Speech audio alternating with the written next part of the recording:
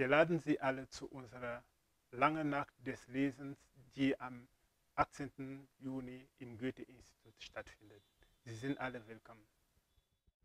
La nuit de la lecture, ou bien, pour être exact, la longue nuit de la lecture, c'est une soirée dédiée exclusivement à la lecture, où nous convions des passionnés de la lecture de venir veiller avec nous autour d'un livre, ou bien de plusieurs, s'ils le veulent bien, qui les passionne et qui n'ont pas peut-être eu le temps de lire, qui viennent passer du temps avec nous et de veiller autour de la lecture. Nous avons pensé que ce serait mieux de le faire la nuit, juste parce que tout le monde n'a pas ce temps en journée.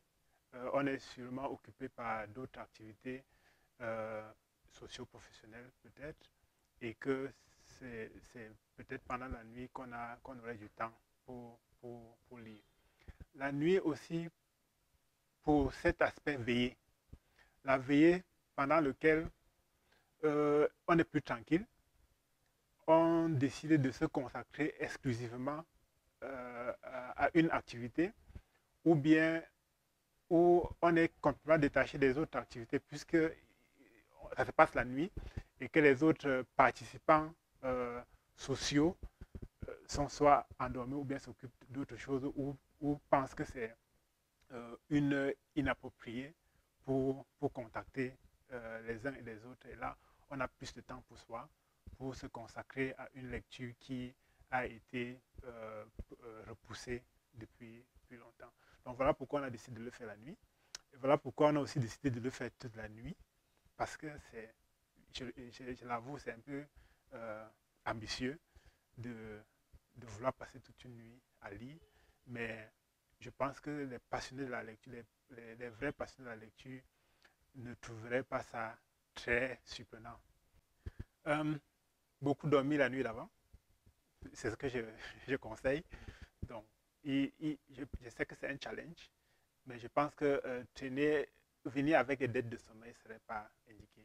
Surtout, soit nous dire déjà peut-être dès aujourd'hui, ou le plus rapidement possible, quel livre ils veulent lire, s'ils ne l'ont pas à la maison, ou de nous l'indiquer, pour qu'on essaye au plus vite possible de les trouver si possible, ou bien de le communiquer à d'autres participants qui l'auraient à la maison et qui peuvent les apporter. Et sinon, s'ils ont déjà leur livre ou le document qu'ils veulent lire, ils n'ont pas besoin d'une préparation spéciale. Peut-être s'habiller au chaud. Et s'il fait chaud, qu'ils puissent adapter leur habillement une fois qu'ils sont sur place, soit enlever le surplus d'habillement pour être plus confortable. Mais nous allons essayer autant que faire se peut de donner les conditions les plus favorables à leur lecture. Je déconseillerais un pyjama parce que c'est vraiment une nuit que nous considérons comme une veillée pour la lecture. Mais s'il arrivait que le sommeil nous surprenne parce que c'est quelque chose qu'on ne contrôle pas forcément, nous avons d'autres programmes donc, qui peuvent meubler la soirée, qui peuvent donc aider nos participants à tenir le coup et de relever le défi de passer toute la nuit à se consacrer à la lecture. Donc, comme programme alternatif, peut-être que je peux les aborder immédiatement. Nous avons des projections, mais les projections ne sont pas n'importe quelle projection, ce sont des œuvres filmées ou bien, comment on dit ça encore, des œuvres adaptées au cinéma. Voilà, justement, c'est le terme. Donc, des œuvres adaptées au cinéma que nous proposons à nos lecteurs qui se seraient sûrement fatigués et qui peuvent aller dans notre salle où il y a une activité permanente qui va se dérouler. Donc, il y a ces œuvres-là que nous offrons.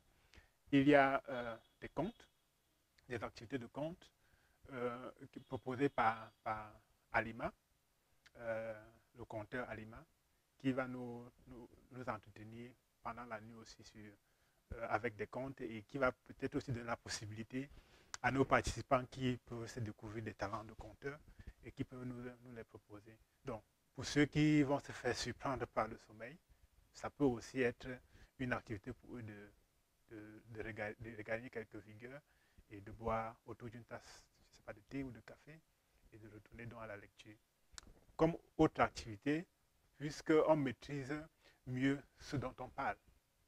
Donc, c'est quand vous avez l'opportunité de parler d'un sujet que vous avez aussi l'opportunité de le maîtriser mieux. Donc, on offre aussi la possibilité à nos participants de faire des comptes rendus de lecture.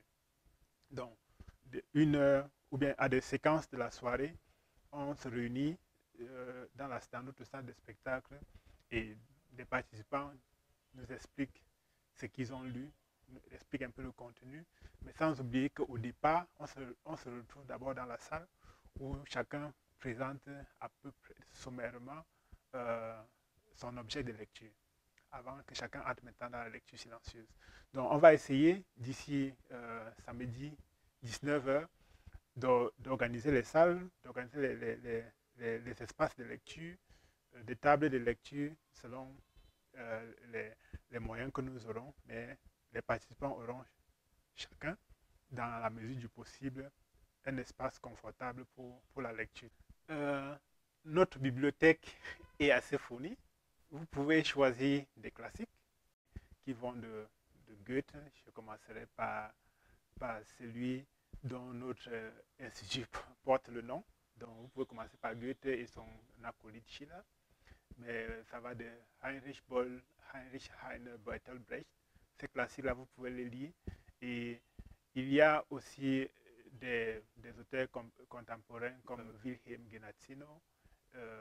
Oui, donc il y a une large palette de choix à avoir dans notre bibliothèque déjà, à condition de nous prévenir au préalable pour qu'on puisse voir si ces livres sont disponibles et aussi nous dire en quelle langue vous voulez les avoir, parce que la majorité de ces œuvres-là actuellement sont en allemand.